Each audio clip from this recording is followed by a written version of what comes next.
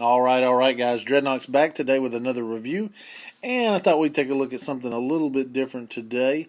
We've got the 30th anniversary Super Mario Brothers Mario, the pixelated version Amiibo, and this one is in the modern colors. Picked it up on Black Friday at Walmart. Also, they had the traditional colors, with the more brown overalls and everything. But I like this look better. I like the colors, so I decided to go with this. And this will be a 2-for-1 review. We're also going to review the Amiibo Warp Pipe Amiibo stand as well. And I got this at Toys R Us. And I just thought the two went together real well. So I thought we'd take a look at both today. Pretty cool packaging here. You can see a picture of Mario here in the back. It has the look of the original game back here in the behind the figure. And then on the back here, talks a little more about the Amiibo figures and a little bit of what you can use this one for. So let's crack this bad boy open and get a look at it. And here's our Mario and stand out of the package, and looking okay overall, I gotta say. I don't necessarily like this lip up here. It's made to fit flush with the other Amiibos. The Mario's more or less like this, Luigi or whatever. So I kind of hate that, this Amiibo didn't have that look to it. I think, they were trying to give the warp pipe stand to this figure. So I understand what they were going for.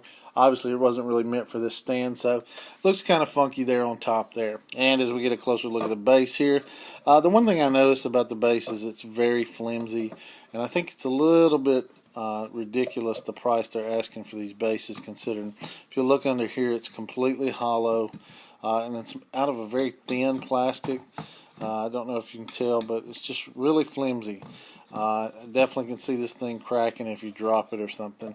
It has this printed on look, from the game, which looks good. At least it's not a sticker, so that's good.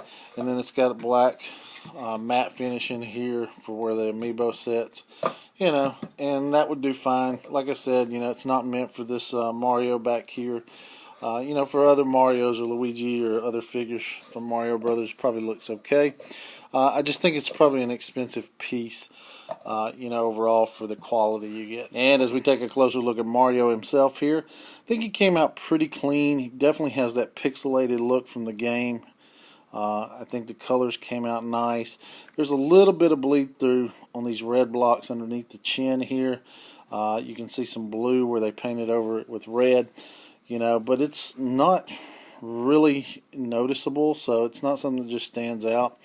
And I think he definitely has that cool look, and it's pretty clean overall the rest of the way through. There's his mustache. Looks good on the other side. Nothing out of the ordinary here. A little spot of white there that got off, but, in the yellow, these two yellow dots here, there's a little bit of blue dotting over on those, but other than that, it looks pretty clean. I like the addition of the clear block underneath him to give him that mid-jump look, and I like the attention to detail with the Super Mario Brothers and the 30th on the front there printed on. That looks good as well, and the top of the warp pipe as well. That was a nice touch also. So yeah, overall I like it. And wrapping up here and just grading this on the figure alone, I think the Mario's cool. As an Amiibo, I think it pulled off that look of the classic Mario, the pixelated version. I think that's definitely neat. And if you're a Mario collector, it's probably a must-have for you.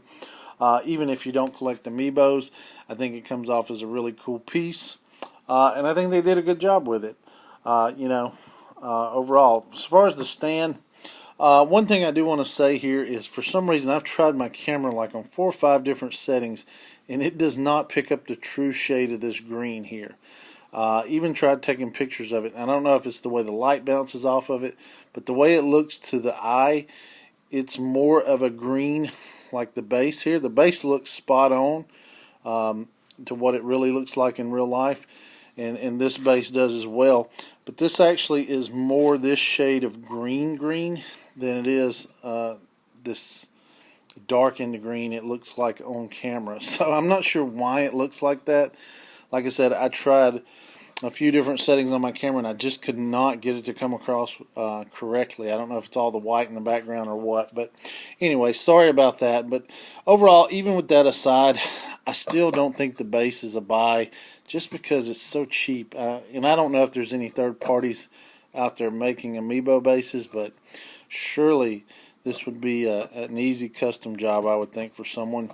And if someone's not doing third party, they definitely should be, because I think you could produce this at $1, or a couple bucks, and much cheaper than the price they're going for in store. Also, be cautious with this print on the side. As you can see, I scratched it down here at the bottom, so I'm kind of hating that. But so in my mind, the base is a pass, the figure is a buy. So there you go. Overall, it's still cool and a cool addition to my collection as a classic video game guy. So hope you guys enjoyed the video. If so, give me a big thumbs up, please. If you like what we're putting out, please leave a comment, especially if you want to see more Amiibo reviews or things like this. Not something I've done in the past, and I definitely won't be reviewing them from a game perspective.